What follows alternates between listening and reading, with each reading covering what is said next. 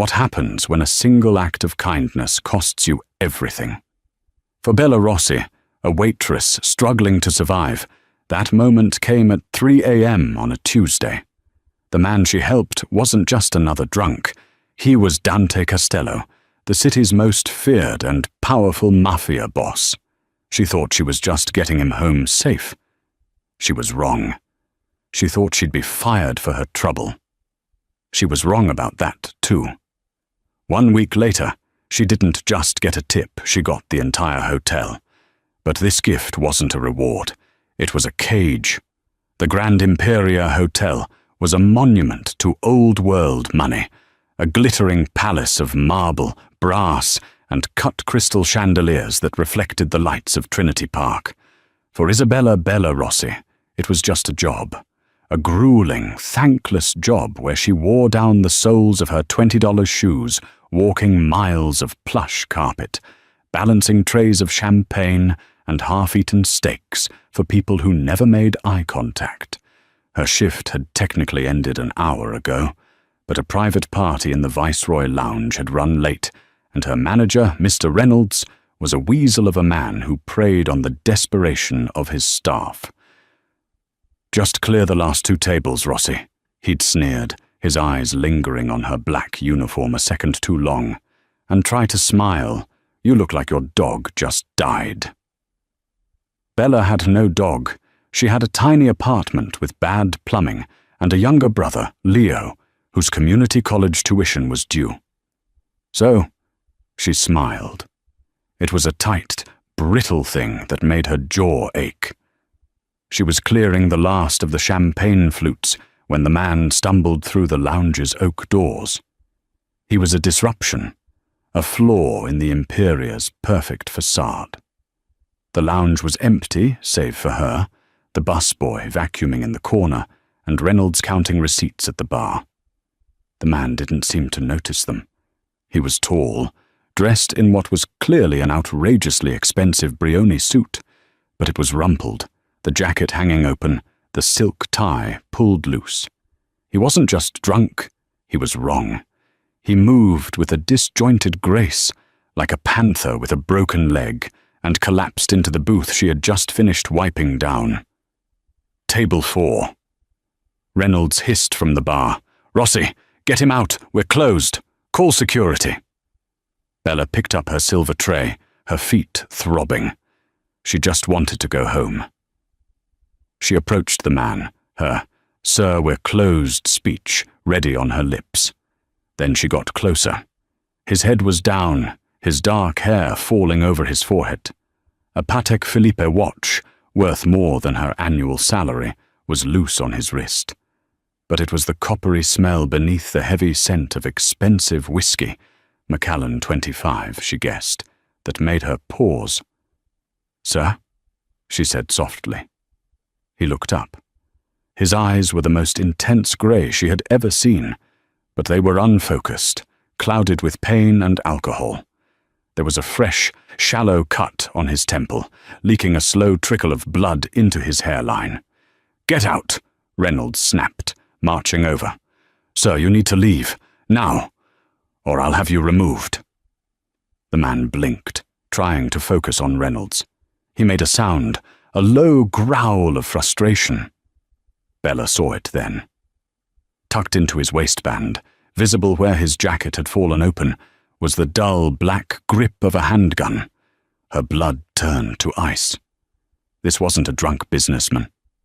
This was something else. Reynolds, oblivious, reached out to grab the man's arm. "Did you hear me?" "Don't," Bella said, her voice sharp, surprising even herself. Reynolds froze. "Don't touch him," she said, her eyes locked on the man. She stepped between him and Reynolds. "Sir, you're bleeding. Are you a guest at the hotel?" The man stared at her. For a second, the fog in his eyes cleared, replaced by a sharp, calculating intelligence. He seemed to catalogue her, the cheap shoes, the tired eyes, the defiant set of her jaw. He didn't speak. He just watched her. "I'll handle this, Mr. Reynolds," Bella said, not looking away from the man. Please, just go back to the bar." Reynolds scoffed. "Fine. He ruins the upholstery. It's coming out of your paycheck." He retreated, muttering. Bella turned back to the man. "You're a guest, right? What's your room number?" He just looked at her. He seemed to be fighting a battle inside his own head, struggling to surface. He fumbled with his suit jacket, his fingers clumsy. A black hotel keycard and a set of heavy, intricate keys fell onto the table. The keycard was for the penthouse. The PH was embossed in gold. That meant he was the guest, the one who had rented the top floor for a year, the one the staff only whispered about. Dante Castello. The ghost.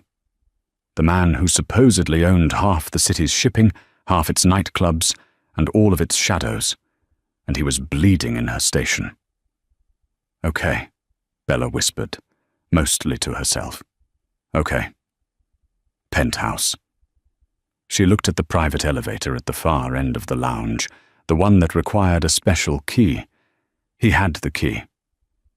"Come on," she said, her professionalism taking over, pushing the fear down. "Let's get you upstairs.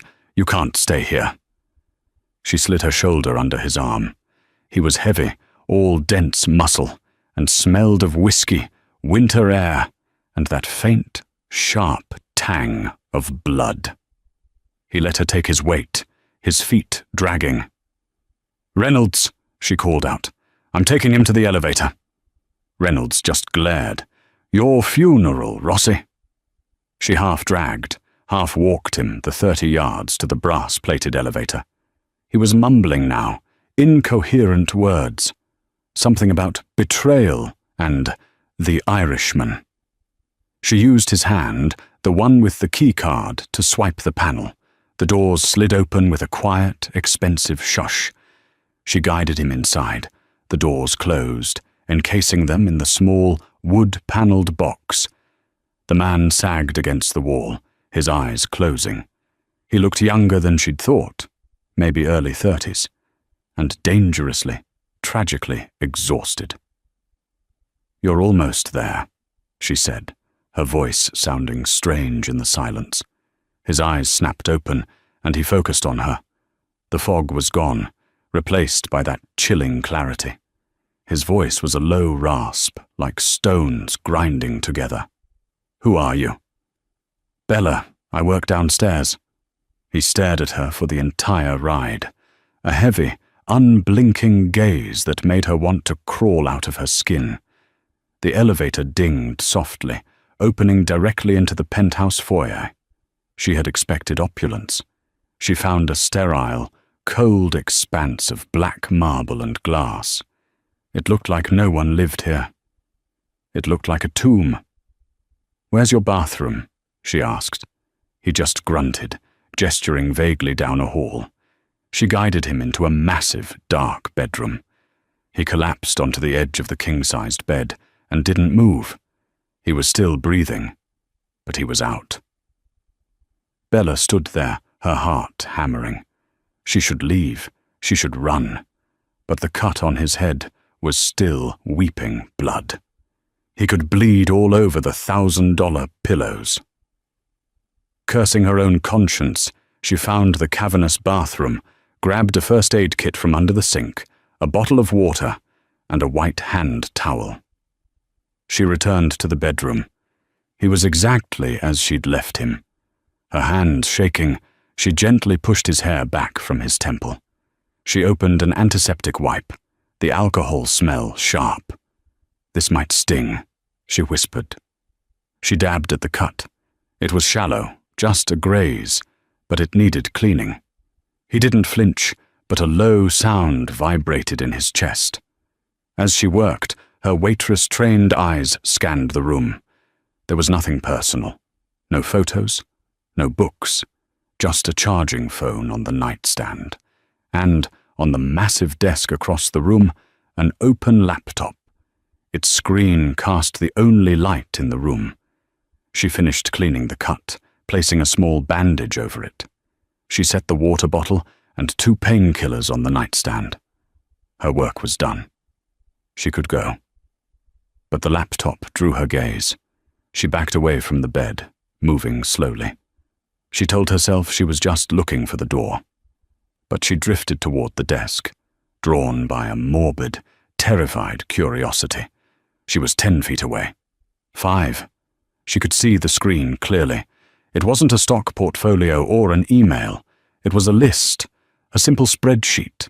There were only a dozen names. Her eyes scanned them.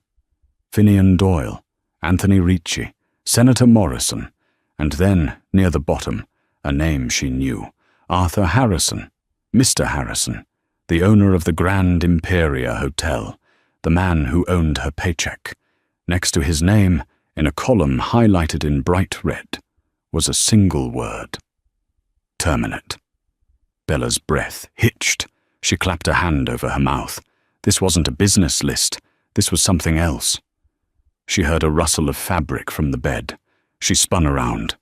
Dante Castello was sitting up, his grey eyes wide open, sober and locked directly on her. The fog was completely gone. He had seen her read the list. "Get out," he whispered. Bella didn't need to be told twice. She bolted. She ran through the foyer, slammed the elevator button, and didn't breathe until the doors closed, separating her from the man and his terrifying secret. The elevator's descent was agonizingly slow. Bella leaned against the walnut paneling, her legs trembling so hard she was surprised she was still standing. Terminate. Terminate. Arthur Harrison. The word echoed in her head, a drumbeat of pure dread. She hadn't just helped a drunk guest. She had walked into a predator's den and read his kill list. When the doors opened into the silent, empty lounge, she ran. She didn't clock out. She didn't bother with the staff locker room. She ran through the service corridors, pushed open the heavy steel door into the pre-dawn alley, and didn't stop running until she was 3 blocks away, hailing a taxi on Lenox Avenue. She spent the ride home checking the rearview mirror, convinced a black sedan was following her. Her apartment felt flimsy, the lock on her door like tissue paper. She shared the small one-bedroom with her brother, Leo, who was asleep on the pull-out couch, his textbooks fanned out around him. He was studying to be an architect, her smart, good-natured brother who was her only reason for working at the Imperia. She looked at him, and the fear sharpened into a new, acidic terror. What had she brought to their door? She showered, scrubbing her skin as if she could wash off the penthouse's sterile cold, the smell of whiskey and blood. But she couldn't wash away the image of the laptop screen. She didn't sleep. The next day, she called in sick, and the day after that. She couldn't bring herself to go back. She sat in her apartment, jumping at every car horn, her phone a dead weight in her hand. She expected a call, a knock, a black car idling at her curb. Nothing came. By the 3rd day, reality set in. Rent was due. Leo needed a new drafting kit. Her fabricated stomach flu wouldn't pay the bills. On the 4th day, with her stomach in knots, she put on her uniform. She had to go back. She had to pretend nothing had happened. He was drunk, she told herself. He was passed out. He didn't see her. He wouldn't remember. She prayed he wouldn't remember. When she walked into the staff entrance of the Grand Imperia, the atmosphere was wrong. Usually, the morning shift was a buzz of gossip and complaints. Today, it was silent. People were clustered in small, whispering groups. Her friend Maria, another waitress, grabbed her arm. "Bella, where have you been? You missed it." "Missed what?" Bella asked, her heart sinking. "Mr. Harrison," Maria whispered, her eyes wide. "He's gone." "Gone? Like on vacation?" "No, Bella. Gone. Vanished. Hasn't been seen in 2 days. His wife is frantic. The police are here. Detectives are everywhere. They're questioning everyone." Bella felt the floor tilt. Terminate. It hadn't been a drunken note. It was a prophecy, or a command. "And Reynolds?" Bella asked, trying to sound casual. "He's loving it," Maria spat, "strutting around like he's the new king. He's been telling the detectives he was the last one to see Harrison, that they had a late-night meeting. He's such a snake." Bella nodded, a numb coldness spreading through her. The week crawled by. Every time a guest looked at her, she flinched. Every time the elevator dinged, she expected him to walk out. The detectives questioned her, but it was brief. "When did you last see Mr. Harrison?" "A few weeks ago, sir. In the lobby," she lied. "Did you work the night of the 4th? Bella's blood ran cold, the night she'd helped Dante. "Yes, in the Viceroy Lounge." "Did you see Mr. Harrison? He supposedly had a meeting with Mr. Reynolds." "No, sir. It was just a private party. Mr. Reynolds and I closed up." She conveniently left out the part about the penthouse. The police didn't seem to have access to the private elevator logs. She had survived. She was in the clear. Or so she thought. Exactly 1 week after that night, Bella was in the middle of a double shift, covering for a sick colleague.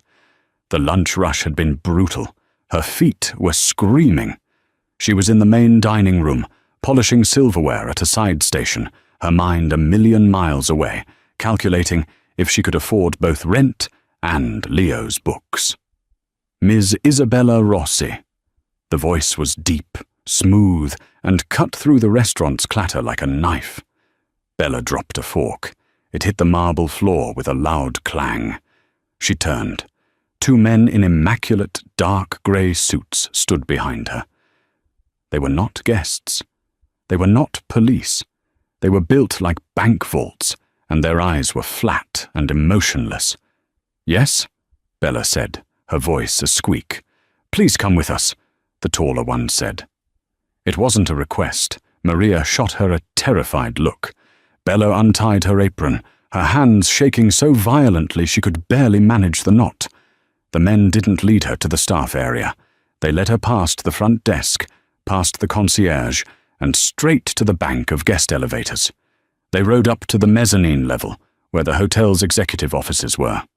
They walked down the plush-carpeted hall to the largest office, the one with the double oak doors, the one with the brass plaque that read, "Arthur Harrison, Proprietor." One of the men opened the door and gestured for her to enter. Bella walked in. The office was in chaos. Boxes were everywhere. Mr. Harrison's awards were off the wall, his expensive model, ships gone. Mr. Reynolds was behind the desk, his feet up, smoking one of Harrison's cigars, talking animatedly on the phone. "No, I'm telling you, I'm in charge now," Reynolds was saying. "The transition will be seamless. I have it all under control." He saw Bella and the 2 men. He scowled. "What is this? Rossi, I didn't call for you. And who are you 2? Get out. This is a private—" A third man, older, with silver hair and a leather briefcase, stepped out from the corner. "Mr. Reynolds, I presume? You'll want to take that call." He gestured to the phone. Reynolds's bluster faded. "What?" "It's the board," the silver-haired man said. "They have a message for you regarding your employment. Specifically, its termination." Reynolds's face went white. "You can't. I'm running this hotel." "No," the man said simply. "You are not." He turned his polite, cold eyes to Bella. "Ms. Isabella Rossi?" "Yes," Bella whispered. The man snapped his fingers. One of the suited guards placed a thick, leather-bound portfolio on the desk in front of her. "My name is Mr. Graves," the silver-haired man said. "I am an attorney representing the new ownership consortium of the Grand Imperia Hotel." "The new ownership?"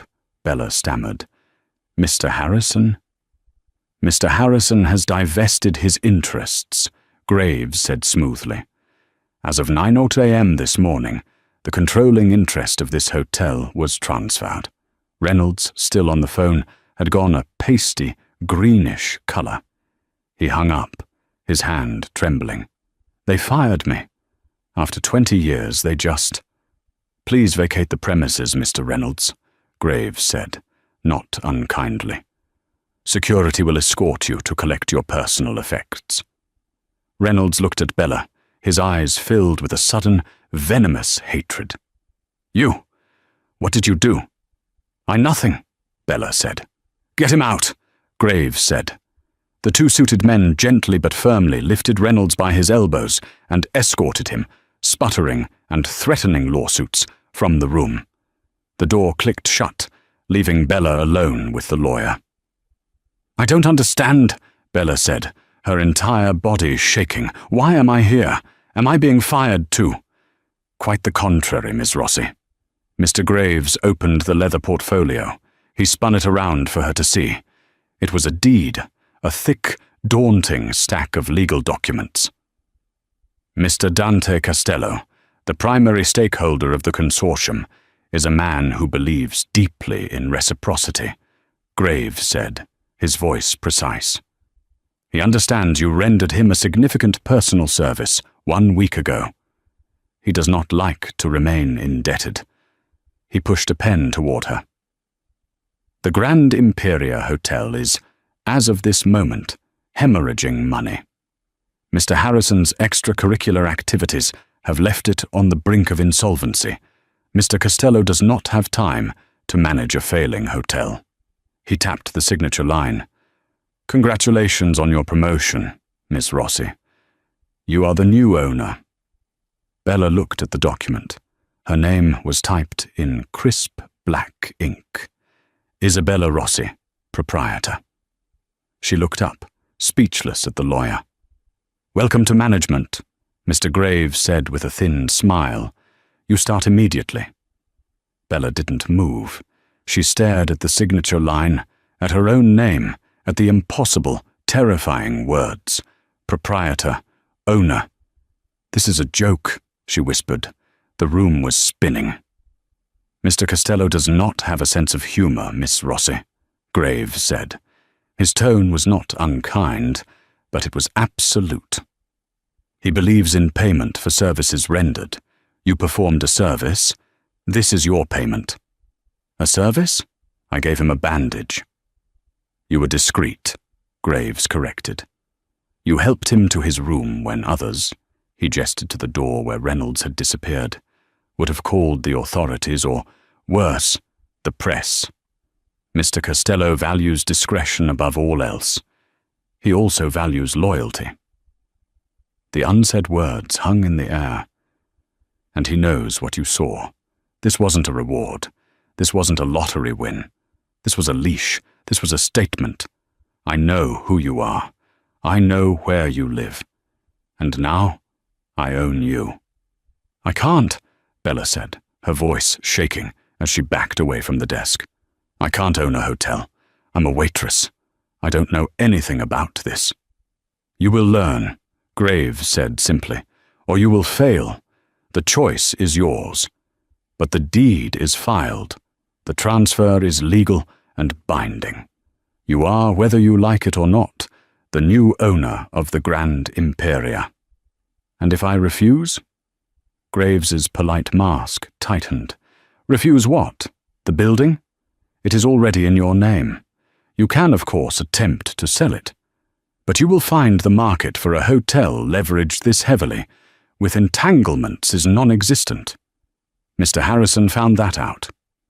The casual, chilling way he said it confirmed her worst fears. Harrison hadn't just divested his interests. He'd been terminated, one way or another. "So I'm a prisoner," Bella said, the realization dawning. "You are an owner," Graves corrected. "A businesswoman. Mr. Costello has, in fact, taken a great risk by placing this asset in your hands. He expects a return on his investment." "What investment?" "He gave it to me. He gave you Mr. Harrison's $8 million debt to his suppliers," Graves said, pulling another file from his briefcase. "He gave you the outstanding union contracts. He gave you the $500,000 renovation bill for the spa that Mr. Harrison abandoned mid-construction. This hotel is a sinking ship, Miss Rossi.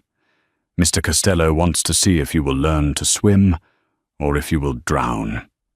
He finds the prospect entertaining.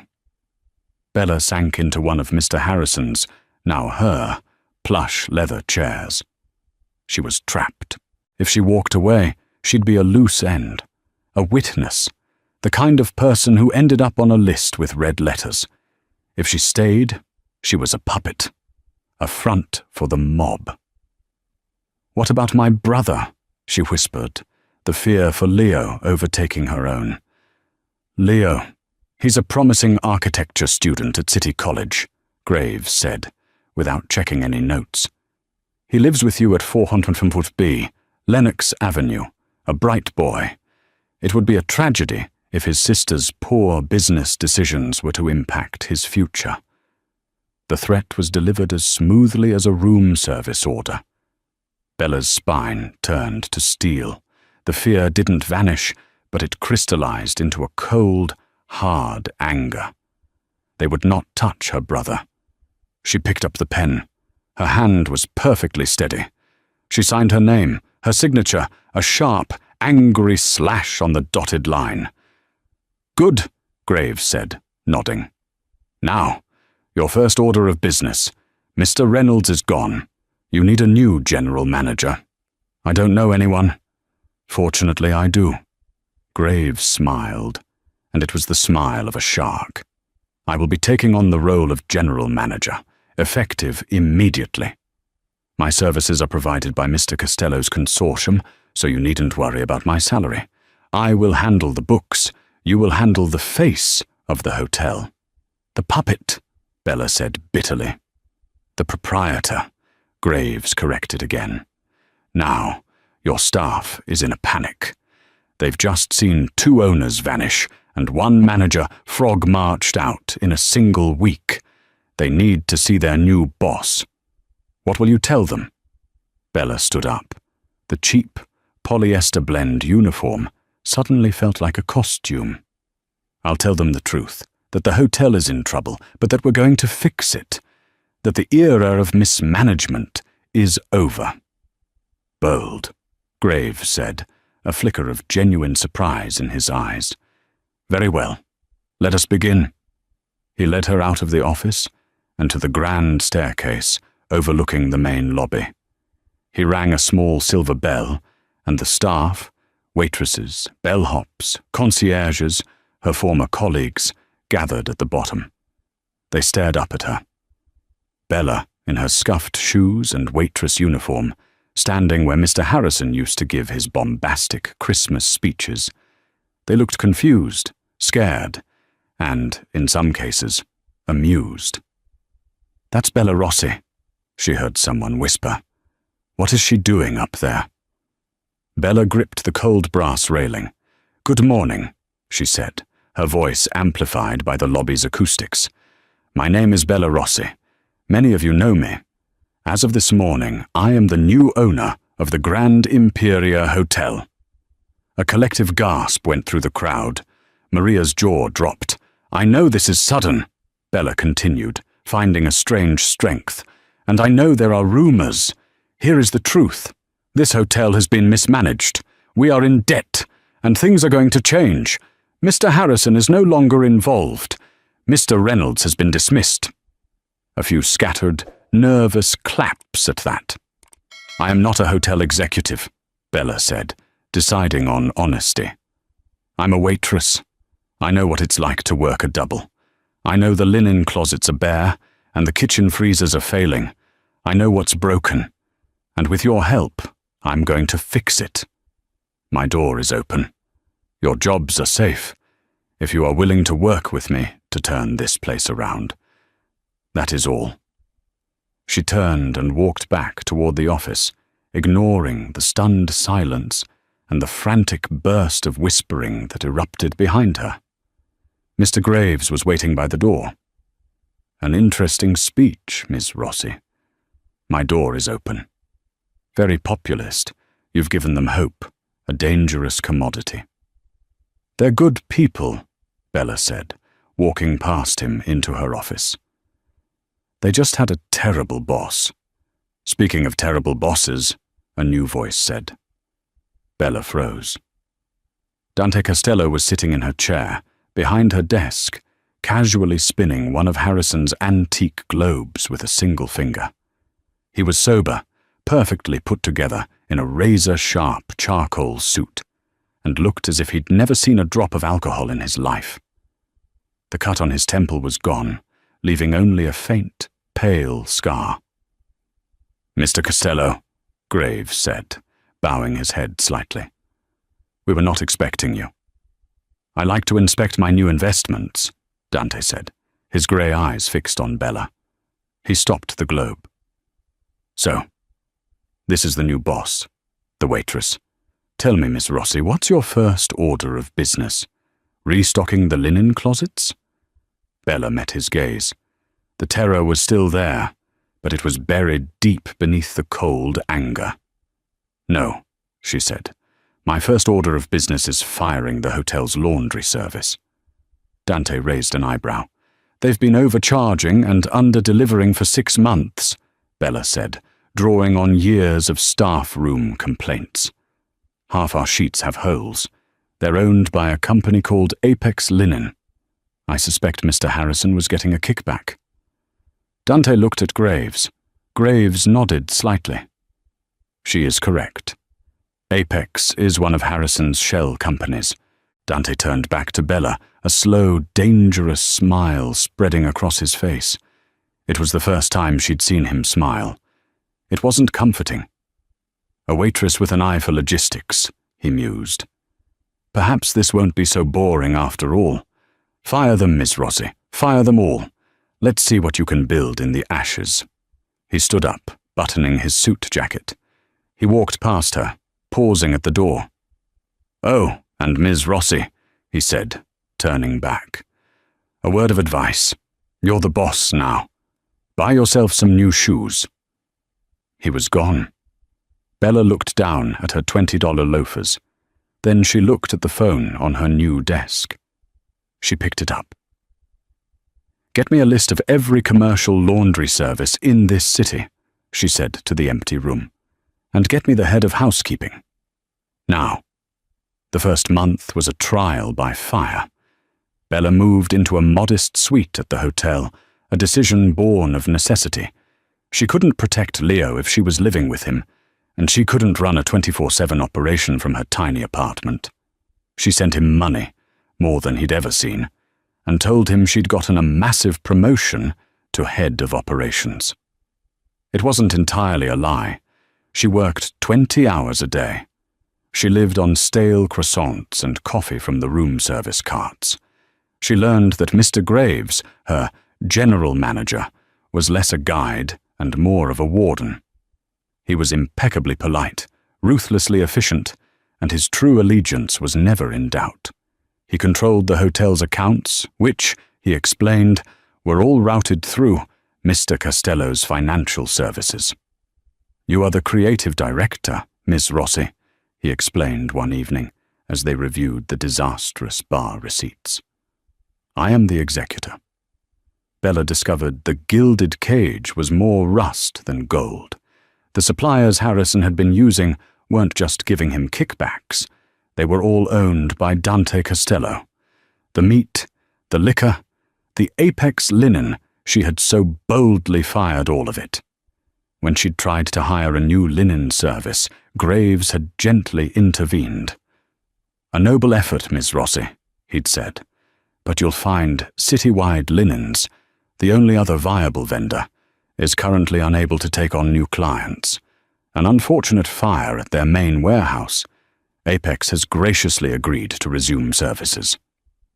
She was trapped in his ecosystem. She couldn't fire his companies.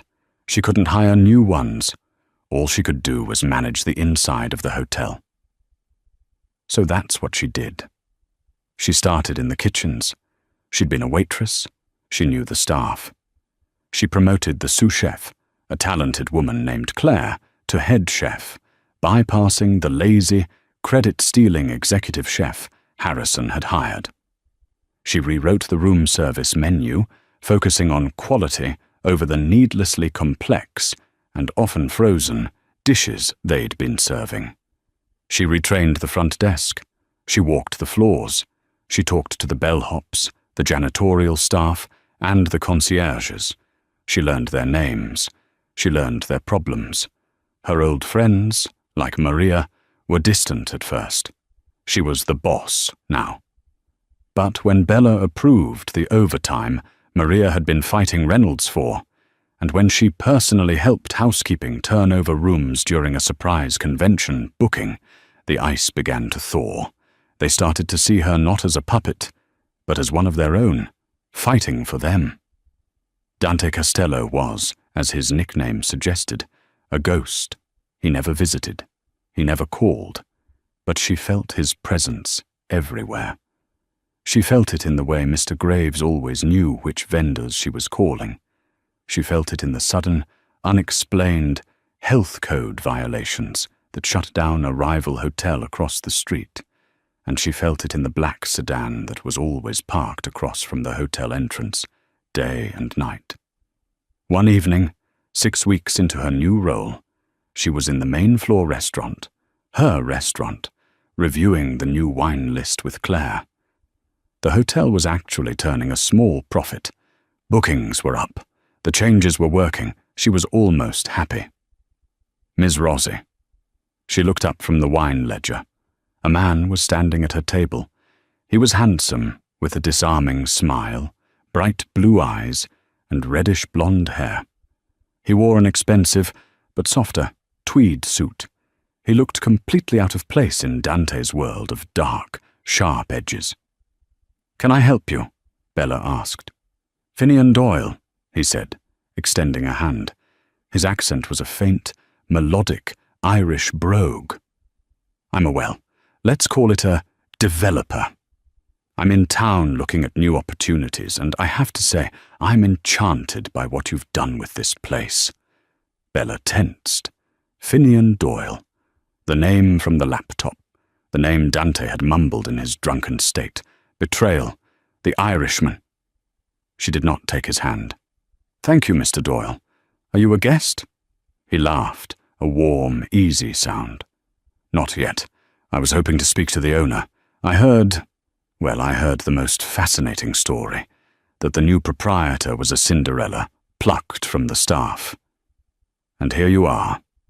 His charm was a physical thing, like a warm front.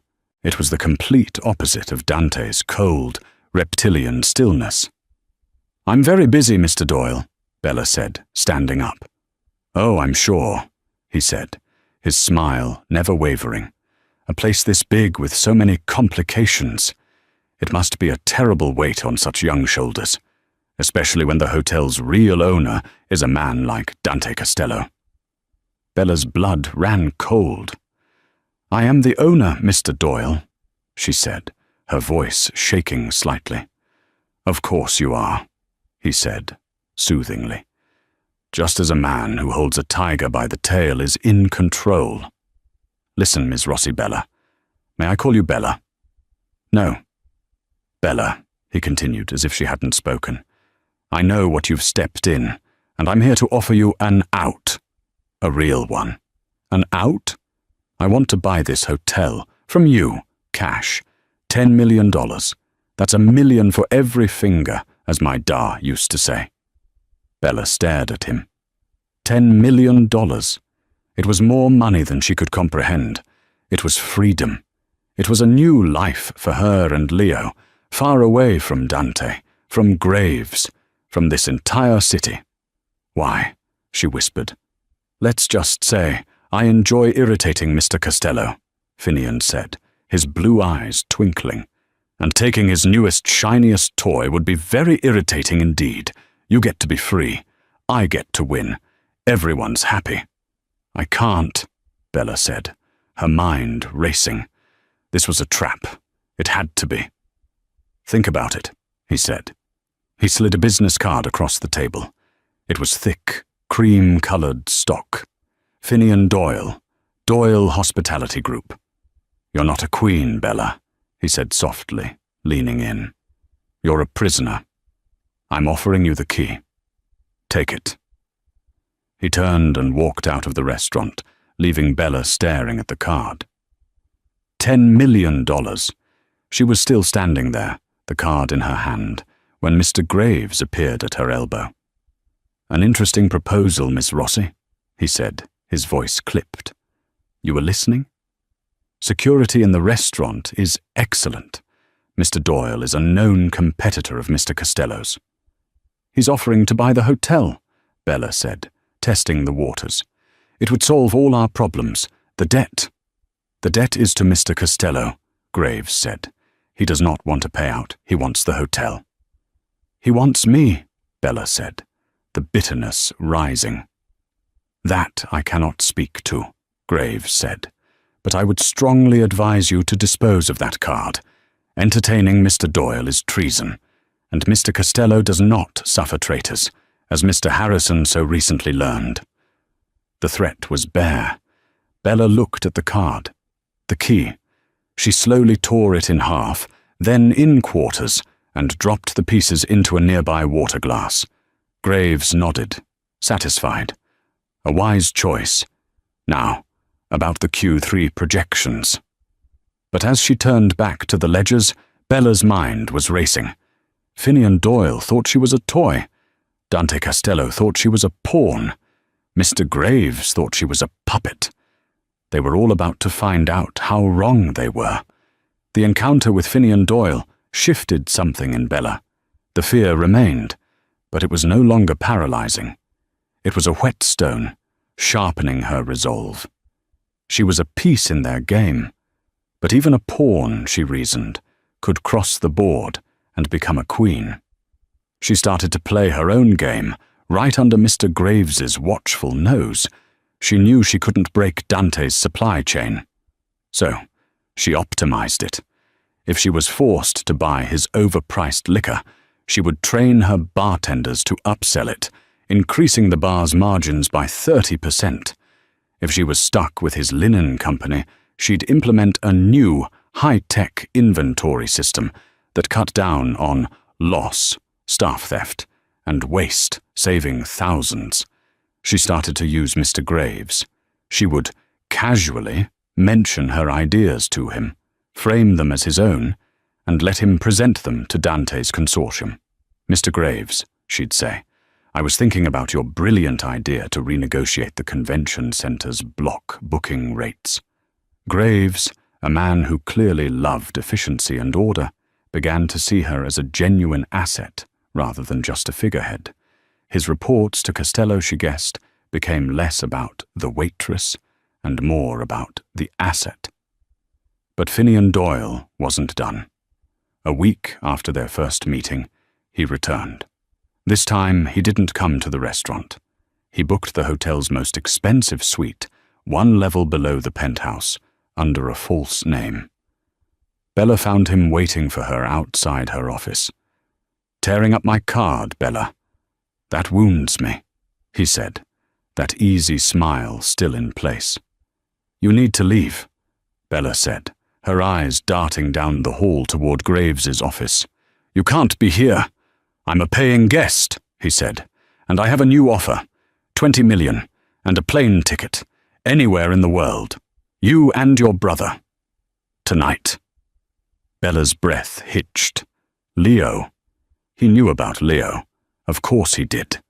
"Why are you doing this?" she demanded, her voice low and fierce. "This isn't about me. This is about him. What did he do to you?"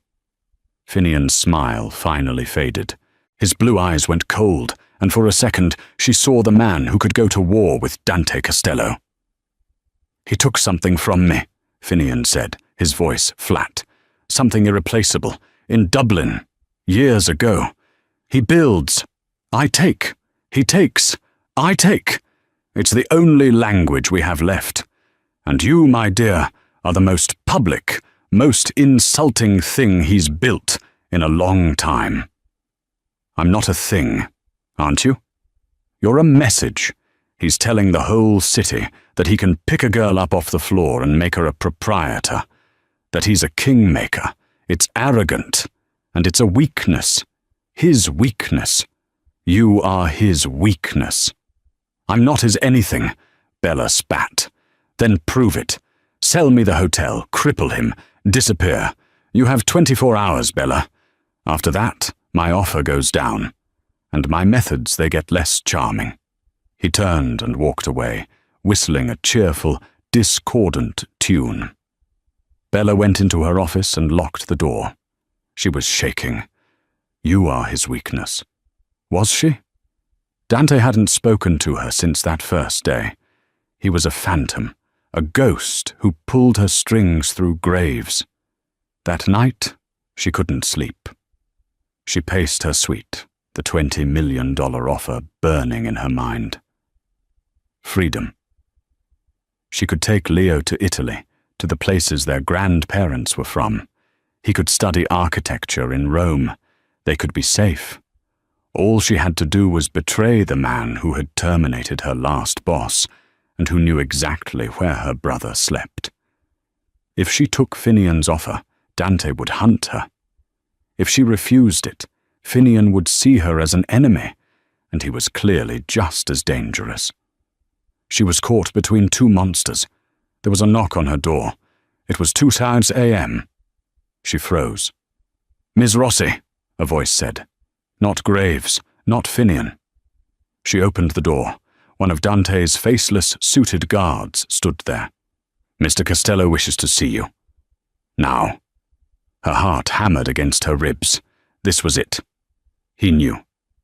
Graves must have told him about Finian's second visit. She was escorted to the private elevator, the same one she'd taken a lifetime ago. The ride was silent. The elevator opened into the penthouse. Dante Costello was standing in front of the floor-to-ceiling windows, a glass of dark liquid in his hand, staring out at the city lights. "He's very charming, isn't he?" Dante said, his voice quiet. He didn't turn around. "Who?" Bella asked, her voice trembling. "The Irishman." "Finn. He always was good with words. It's the only thing he is good with." "I told him to leave," Bella said. "He offered you $20 million, Dante stated. It wasn't a question. "And a new life for you and your brother. Leo." He turned around. His grey eyes were flat, devoid of emotion. "You're thinking about taking it. It's a good deal. You'd be a fool not to." "Are you testing me?" Bella asked. "I am curious," Dante said. He walked toward her, slow and deliberate, like a predator. He stopped just a foot away. She had to tilt her head back to look at him. "I gave you a kingdom, Bella. A broken, bankrupt kingdom, but a kingdom nonetheless. And at the first sign of a rival army, you're considering selling the crown." "You gave me a cage," Bella burst out, the fear and frustration of weeks finally breaking through. "You gave me debt. You gave me a warden. You didn't give me a choice." He stared at her, a long, unnerving silence stretching between them. She could smell the faint, clean scent of his suit, the cold night air clinging to him. "A choice," he repeated, as if tasting the word. "You had a choice the moment you decided to help me instead of letting Reynolds throw me in the gutter. You had a choice when you read my laptop. You had a choice when you signed the deed. You have always had a choice, Bella. You just don't like the consequences. What do you want from me?" she whispered, tears of rage in her eyes. "I want you to run your hotel," he said, his voice dropping to a low growl. "I want you to fix the broken thing I gave you. I want you to stop being a waitress, playing at being a boss, and be the boss." "And if I take Finian's offer?" Dante's expression didn't change, but the temperature in the room dropped 10 degrees. "He will give you the money," Dante said softly. "He will put you and your brother on a plane. And before that plane reaches cruising altitude, it will suffer a catastrophic, unexplainable mechanical failure. His out is just another cage, Bella. A smaller one. A coffin. He was so close now, she could feel the heat radiating from his body. "So, you have one more choice to make," he murmured, his gaze dropping to her mouth.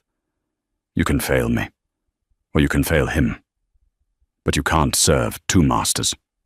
He raised a hand, and for a heart-stopping second, she thought he would hit her. Instead, his thumb brushed her cheek, a touch so light it was almost imaginary. "What's it to be, Miss Rossi? The Irishman's imaginary millions, or this?" He didn't wait for an answer. He turned and walked back to the window. "Mr. Graves will have a new task for you in the morning. A hospitality challenge. Don't disappoint me." "That's it?" Bella asked, confused. "That's it. Get out." She was dismissed. She backed into the elevator, her mind reeling. He hadn't punished her. He hadn't yelled. He had simply laid out the facts. As the doors closed, she realized the truth. Finian was wrong. She wasn't Dante's weakness. She was his test, and she had just passed. Bella had won a brief respite, but Finian Doyle wasn't finished. The next morning, Mr. Graves summoned her. "We have a situation, Miss Rossi," he said, his usual calm cracking. "Mr. Doyle is refusing to vacate his suite.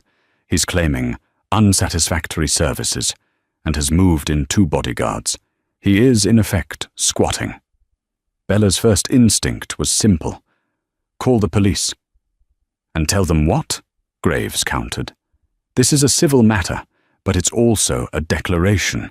He's planting a flag, daring Mr. Costello to remove him forcefully. He wants us to bring in thugs to create a scene to attract the police." Bella understood. They couldn't use force. "Fine," she said.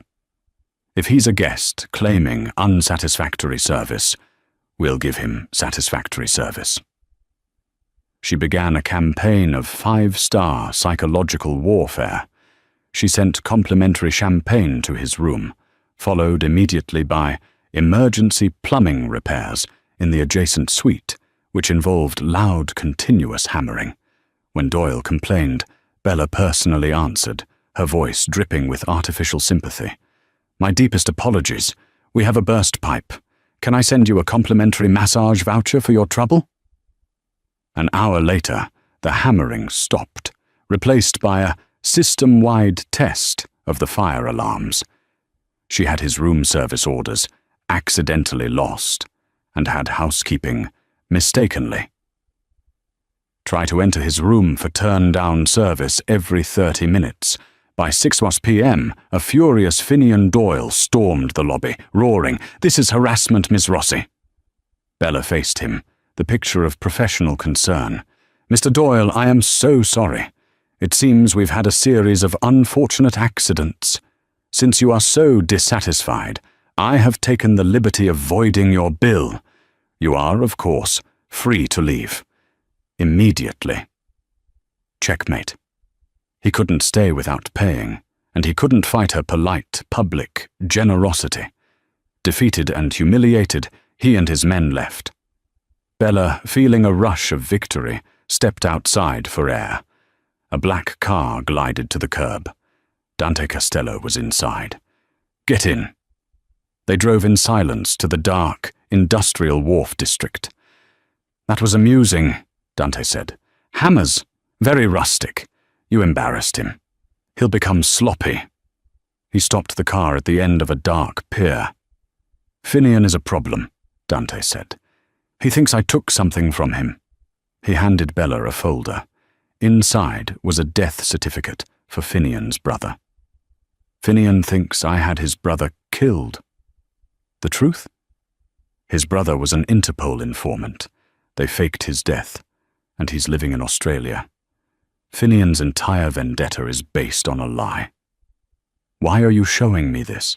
Bella whispered. "Because he's planning to hit a shipment of mine.